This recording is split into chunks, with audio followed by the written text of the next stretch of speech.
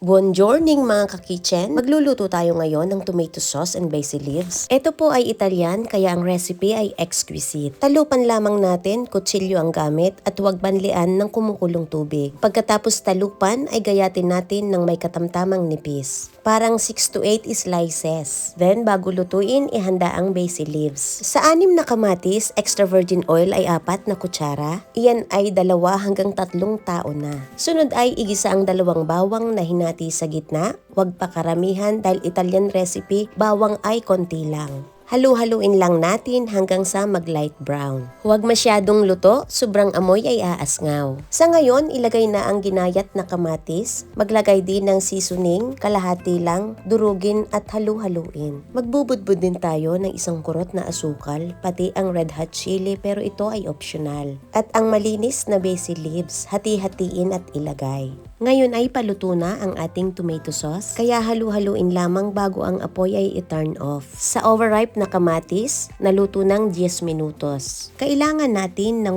180 grams orecchiette pasta. Ito ay para sa 2 katao na. Magpakulo ng tubig, lagyan ng asin at ilaga ang pasta. Ayan, tapos na. Kayo naman, ay siya, magluto na.